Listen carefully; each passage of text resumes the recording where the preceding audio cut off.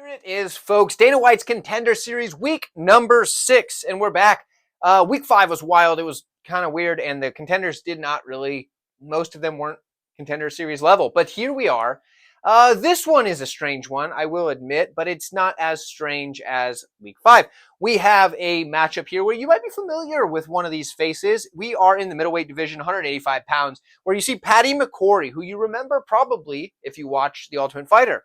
He was on The Ultimate Fighter where he won a fight after getting dominated most of the fight, then snatches a guillotine out of there, and then he lost in the next round. So, had some mixed results on the Ultimate Fighter, and now he steps in on, somewhat short notice. He's had a bit of a notice, but, shorter than a full camp, where he steps in for Will Curry, because originally it was going to be Will Curry in here against Insu Hwang. So for Wong, he is now the opponent for Paddy McCorry. Wong is 8-1 in his career, 4-1 in his last 5. 4-1 in the last 5 for McCorry, not including the tough stuff, because those are considered exhibitions, and he's 6-1 in his career. So this one's a bit odd. I don't really know what to think, and I'll get to it. Let's break these guys down skill for skill, and I'll kind of give you my insights at the end of it. So let's talk about Paddy McCorry. He's a decent striker, right? There are some things to like and some things not to like.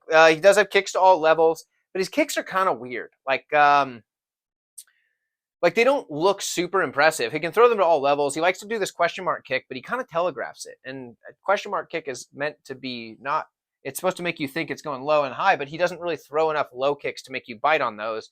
So you just kind of know it's going to be a question mark kick. I think he throws it because it looked cool. I don't know. It's an odd thing. But either way, he will fight out of either stance, and he does have real power. So when he hits you, you are sure going to know about it. So this is good. The kicks, they're fine. And he can fight out of either stance. Now, for the grappling, this is another tricky one, because we've seen him taken down and held down, and that's how he's usually losing if he's losing.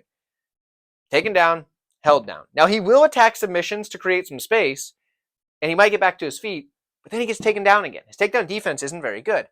He does have good ground and pound if he ends on top, but the guillotine, this is how he's winning a lot of these fights. He has a nasty guillotine. Now, I am a guillotine hater, but I have to admit when someone does have a good guillotine.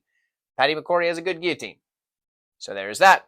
I think that is a very viable option for him in a lot of fights. However, he's fighting a guy in Wong, Wong, sorry, I think I said that wrong. Wong, who is a good striker, but doesn't grapple at all, from what I've seen. Dude's just striking. In fact, quite a few of his 8 wins ended in just a matter of seconds where he's knocked a dude out. So that's it, right? Watched, his more recent fights where you get a little bit more to go on, and this is what I've come up with. He's a good striker with good forward pressure. He's got a lot of power, kicks to all levels, and his punches come from odd angles because of his awkward stance. He has this weird style where his hands are kind of like out here and his chin is like this. And it's just kind of like his hands are here. It looks super weird. It is super weird. And it gives guys trouble somehow.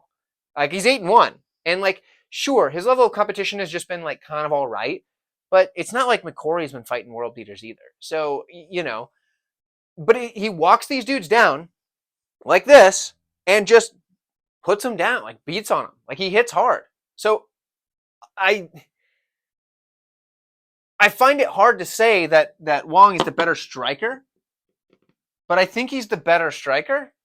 But I don't know. This is what McCory strikes more like someone that you would expect to see their striking, right? Textbook, you would say, okay, this looks better. But he's having more success with his striking. Now, McCory's got some knockouts, don't get me wrong, but his best wins are his guillotines, and I don't know. I haven't really seen much grappling here. There's not a lot to go on. This one is the one I've struggled with the most on this card, and in fact, I'm still kind of talking myself through a pick as we break this down. But something tells me somehow McCory's going to get on a guillotine, and I don't know how, because it's not like Wong shoots takedowns. But somehow I think McCory's going to end up on a guillotine, because it's what happens. Or he could knock him out, because is not usually a good way to defend strikes. And he has been knocked out before. His one loss is a knockout. So I'm going to side with McCory, although maybe I'm just a McCory hater because he's got the... well, first off, he's a guillotine guy, and I don't like guillotines all that. I'm a guillotine hater, and then also mostly because people jump guillotines and it doesn't work out.